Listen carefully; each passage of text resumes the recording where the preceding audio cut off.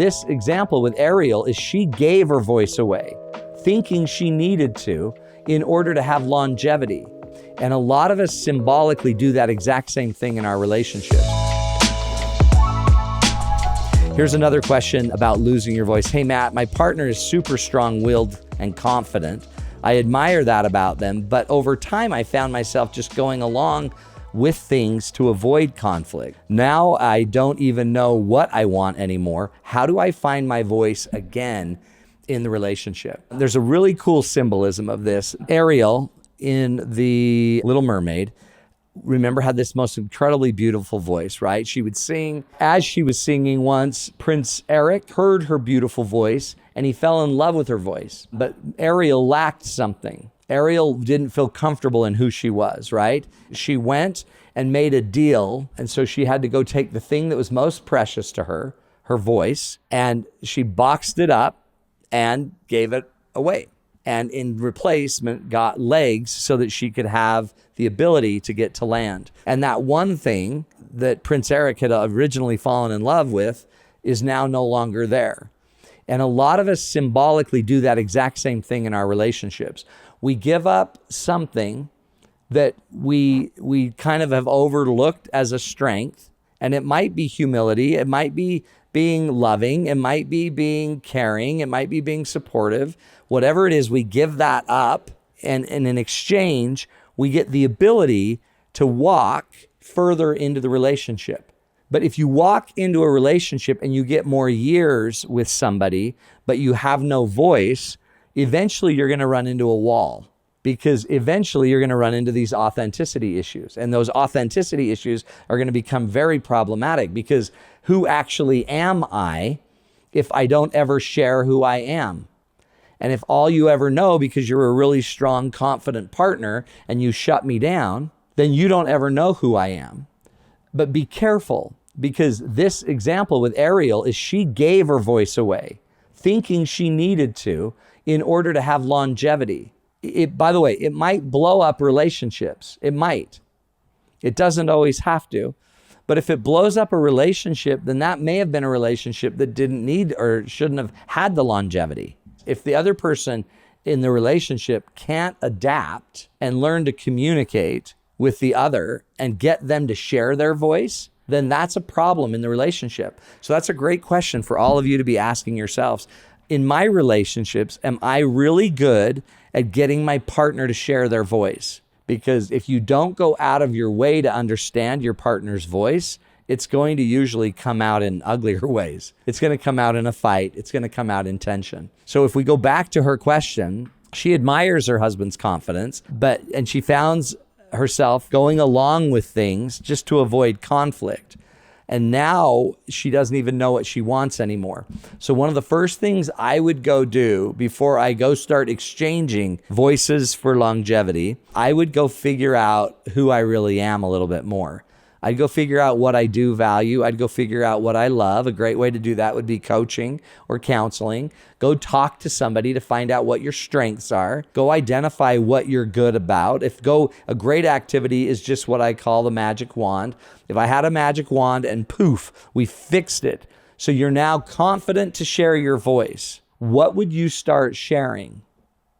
What are the things you are missing because you're not saying them? What are the things your partner doesn't know about you? And what I would do is just go on this little personal journey, and I'd identify what my highlights are, the big high things that I really am and I want to share.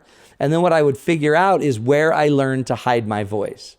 And then what I would probably do is go have a conversation with my partner and share that. But I wouldn't share it like, you're a big brute, you're Ursula, who made me do something. I would make it that I, not knowing, learned when I was really young to give up my voice so that I would be able to be loved more. And if you could go share where you learned that, then it doesn't have to be about your partner and his confidence. I'm going to bet, again, because most of us learn to lose our voice young, a lot of us learn really young patterns of how to deal with love and being loved at a really young age when we don't know what we want. What we are doing is we turn on our survival, and we turn it on really young. And that we don't turn it on per se. Anybody that's hurt us or harmed us or made us feel vulnerable, or somewhere in our life, we've learned that we're going to have to do something with our voice in order to create the longevity. Go figure out your own story. Don't just project it on your partner. Your partner's not the cause of it. It might be where it's manifesting. Generally, if it's a very immature paradigm that we've got, where how we use this, we usually learned it way before we ever met our partner. But our partner creates the symbolism in our lives of that fear, of that insecurity, of that not being loved enough, not being capable enough. So we attach it to them. But you don't have to fix it. You can go figure out where you learned it. Go figure out how you've used it, where you've given up your voice. Have some very real examples where you didn't express yourself enough, and what it's kind of made you feel. Don't all hang it on one person that you're trying to fix or correct in the relationship. Figure out what your strengths are, what you'd like to share, why you'd love to have your voice with your partner so that you could be more loving and carefree and more of a whole, complete person. Share that with your person. And then you're going to share, that's sharing the whole story with your partner. And now when you share the whole story about your voice, you're not just a victim and he's not just a villain. I watched recently a documentary on Elizabeth Smart, and it was so empowering to see this woman who was kidnapped, I think for like 9 or 10 months. And but she doesn't want to be a victim. She was victimized, crystal clear, but she doesn't like to play the role of the victim. She understands she now has a voice, and she's using that voice. She found her voice. There were a couple times when she didn't dare voice because she was afraid of the strength of her abductor, and she didn't dare voice. And that's how a lot of us get, right? And then eventually there was a moment where the space was created and made safe enough that she could bring her own voice out and say, yes, I'm Elizabeth Smart. And each of us need to create those conditions, but we got to get clarity, crystal clear about where we learned about the lack of voice, what we bartered the voice for. Did I give up my voice so I'd be more loved? Did I give up my voice so I'd be more capable in people's eyes? Did I give up my voice so I'd belong? Or did I give up my voice to be more safe? And you might notice that you learned it young, but then you did it in high school, and then you've done it with your partner. And the more you understand that process of where you've gone through that attachment issue, there's power there. And along with your thoughts about it, there is, and we call that your mind, there's a part where your heart is also involved.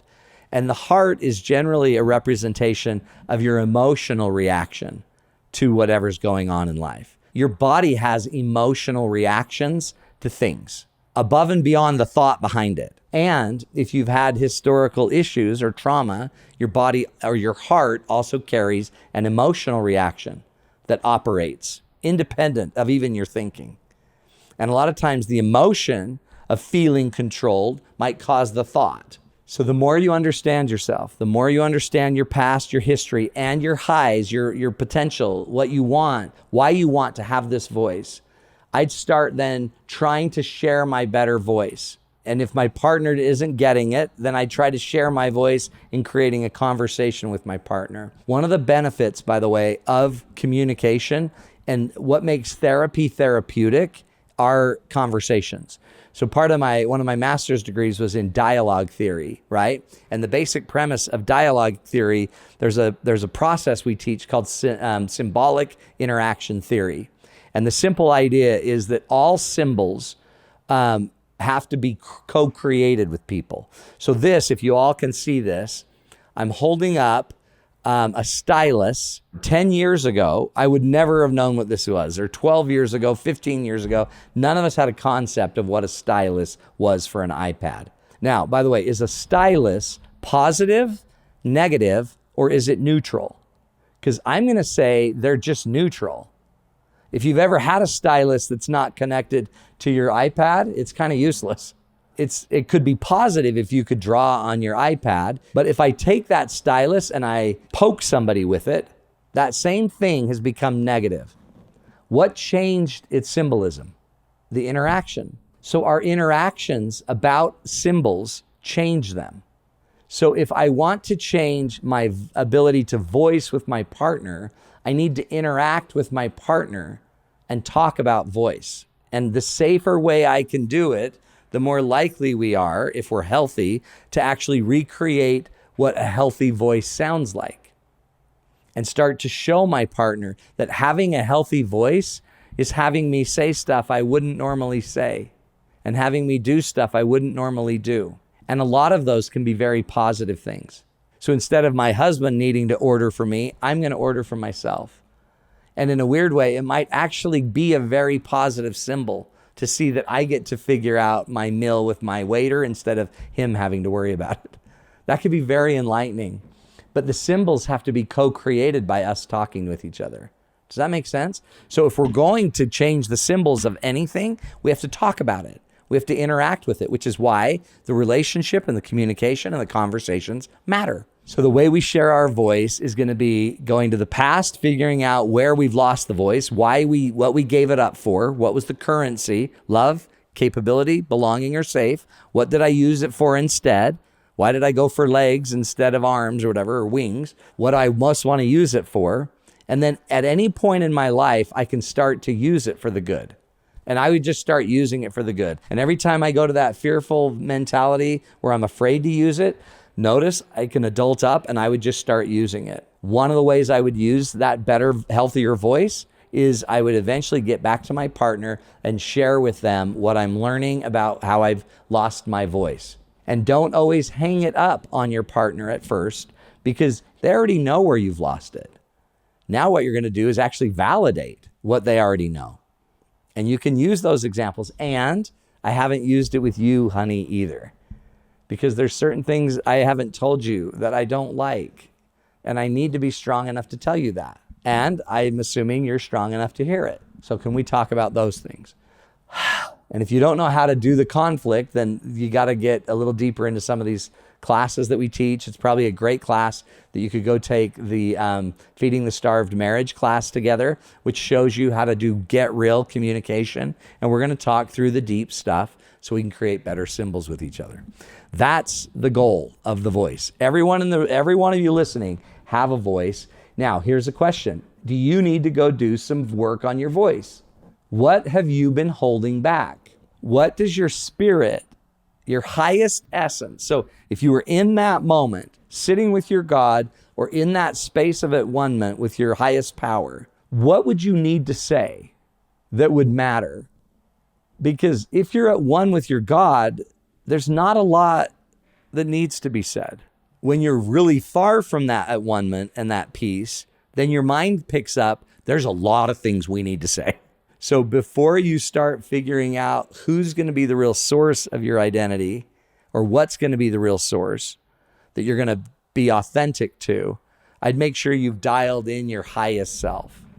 And your highest self is usually felt in the most peaceful, loving moments of your existence.